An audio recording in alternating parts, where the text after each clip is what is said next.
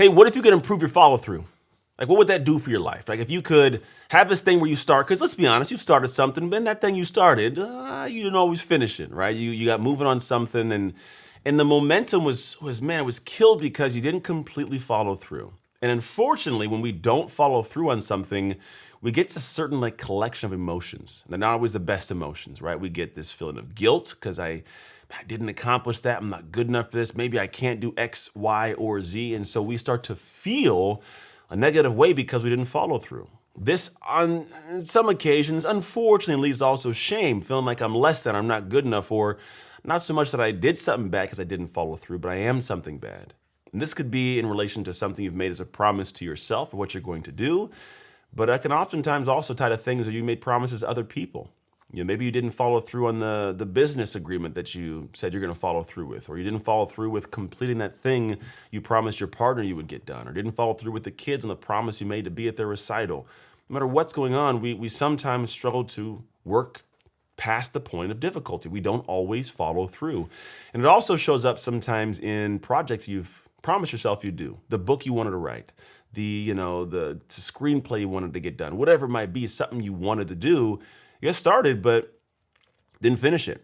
You didn't follow through completely. And so now you keep telling yourself, I'm going to do it tomorrow. And then tomorrow comes and I'll do it tomorrow. And we just don't follow through. But if you could just pause and follow through, you could pass that point and realize that, in fact, the next stage that's open and accessible to your life is only going to come once you finish this stage. But it's also better than this stage. The coolest things in the world come to you past the point you're struggling with now. And I think some people fail to see that. Like, I have an idea of what I want, cool, but I've always found the next tier, the next access point, like, man, that thing's so much more cool than I ever expected it to be, and I would have never seen it had I not got through this first piece.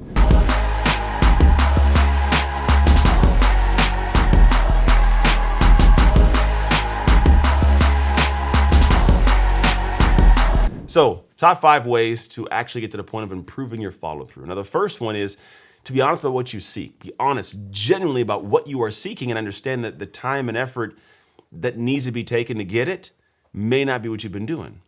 So I think about, I call it now, I'm in the season of dad.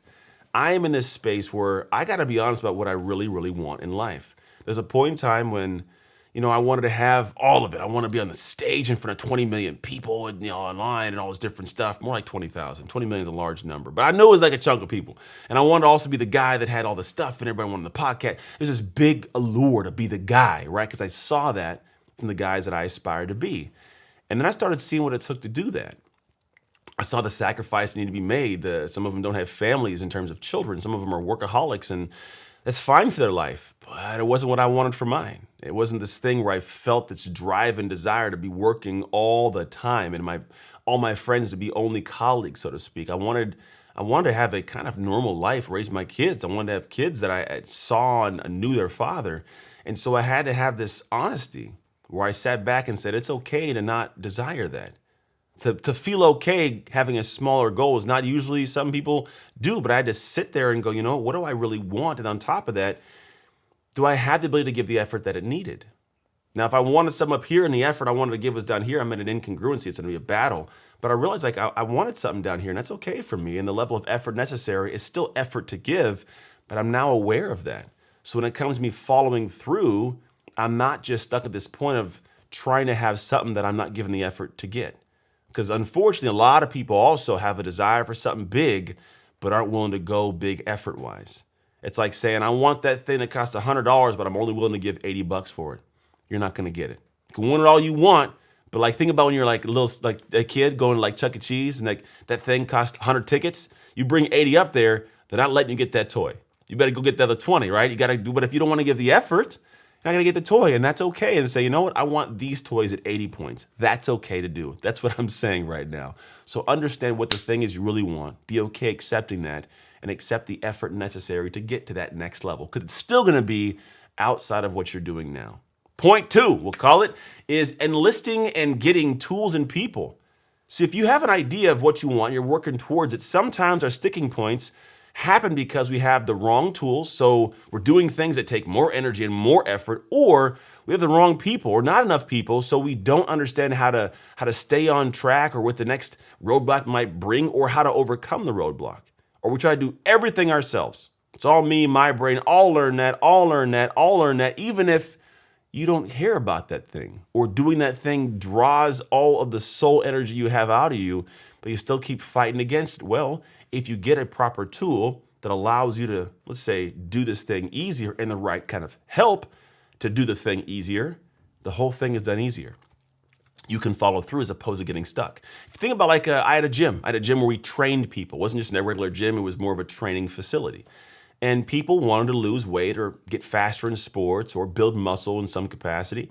And what they saw us as was, well, they had an idea of what they wanted. They knew what their body type, they desired to be, and real about a goal, but they realized, I don't have gym equipment and I don't know what I'm doing, right? Tools, people. So they would do is come hire us. We had all the tools. We were the people to get the job done. And in doing that, it would slice through all the moments of them sticking and being stuck and not having the progress and get to their goal faster. They'd lose weight. They'd get faster in sports. They would be stronger, have more muscle, all because they got the right tools and the right people. That's typically one of the biggest issues for a lot of people in follow through. You're going to get stuck if you don't have the right tools or people, right? So cool. Number 3 is take control of your time and give yourself deadlines. And I'm going to add to this, action days. So if we get back to this point of saying follow through, one of the biggest issues for follow through is the thought that we have endless time. You don't. You have a window of being passionate about this thing, of that thing being relevant to the world. Like there's a window of time. And if you get to this point of not taking control of your time, well, what will happen is you'll start to feel the weight of the lack of progress. And what we do in those moments sometimes is we'll change the idea. We'll start to feel that it's going to be difficult to get this done. So what we end up doing is create great excuses to do something else. So that thing dies. And we actually feel the regret of not having accomplished that thing as we move on to the next thing. So little by little, we start deteriorating little of that pride and confidence and self-esteem day after day after day because we're moving forward and not taking control of our time to get anything done. And we jump to the next thing and repeat the same process.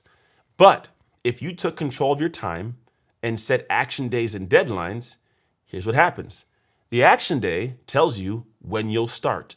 The deadline is the absolute last moment in time this thing can be completed by. If you give yourself this, what happens is you give yourself a different level of structure to adhere to, a different capsule to get into. And if you can learn to control your time, you can spread every piece of the project across the action day leading into the deadline. And then now when it says, hey, it's 5 o'clock, it's time to do this action, 5 o'clock hits, you do that action. And little by little, you make the progress you're seeking. If you do it my way, which I got a whole process I teach on, the way that I think about it, let's say it's a 10-hour project. It's due in 4 weeks. Where are you going to find 10 hours? I can easily find 2 hours a day for the next 2 weeks and be done 2 weeks early, right? And it's an action day. I go, I'm going to start this on Monday. Beautiful. 2 hours, 2 hours, 2 hours. I'll be done 2 weeks ahead of time. But it started with going, what's the deadline? When can I put the action day? How do I control my time schedule-wise to get that done? That helps with follow-through. And if for some reason a day shows up and you can't knock it out that day, guess what? You have enough time to still move that whole project and keep the ball rolling. But that's what most people struggle with. They can't follow through because there's no plan and they're just going to get it done in one day, and it's not a great way to operate. And then we go to number 5. It's getting to the point of giving yourself incentives and motivators. Right, so I got a plan. Everything's moving. I got these things in place, and I'm taking control of my deadlines and times. And actually, this is number 4. My apologies. Number 4 is incentives.